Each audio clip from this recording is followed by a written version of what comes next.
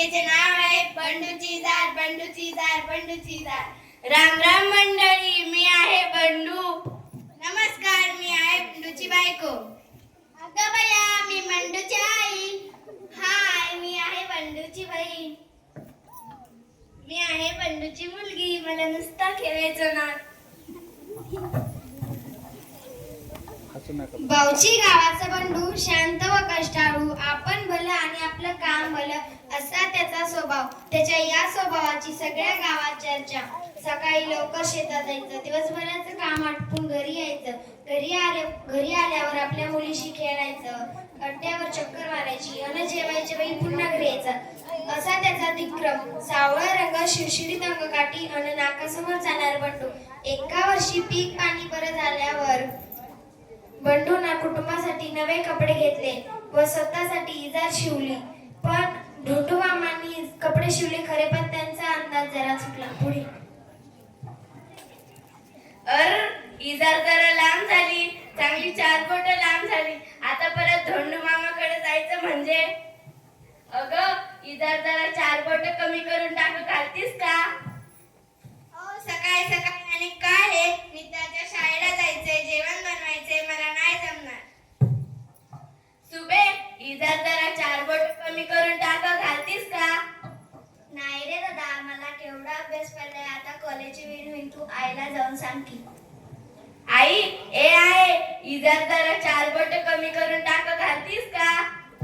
जेव तिकडे तू इजार, इथं वैरण कापून कापून माझ्या हातच तुकडं पडले। बंडूची आई इजार कोणाड्यात फेकती व बंडू हिरमोस लावून शेताकडे जातो। सकाळीच दुरुस्त करायला पाहिजे होती इजार। बंडूची बायको इजारची पाय कापते व डुबडून घालते।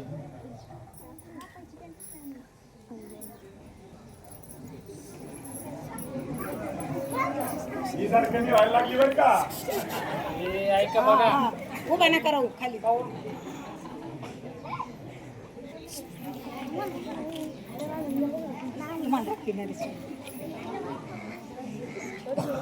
टाळ्या जोरात।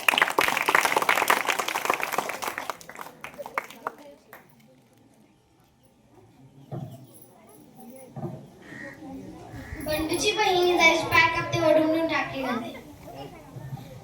आपला भाऊ किती राबतो, कष्ट करून मला कॉलेजला पाठवतो, मी त्याचा जितकी काम करू शकत नाही। बहीण सुद्धा इजार कमी करायला लागली बरं का?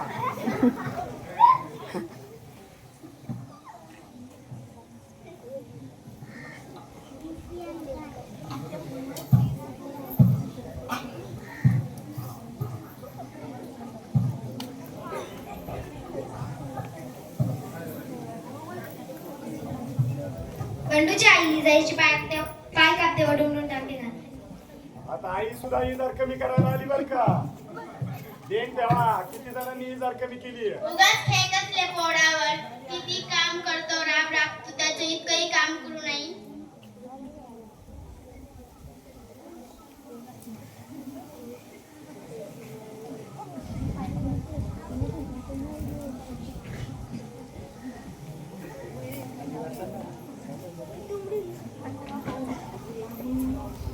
काम एकाच होतं, किती जणांनी केलंय? बंडू इजारचे पाय कापते व डुबडून टाकत घालते।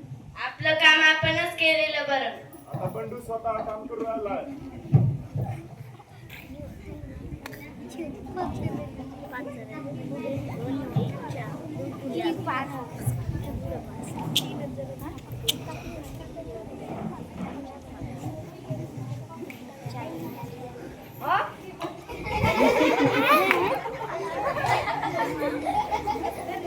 आता इजार फारच कमी झाली बरं का?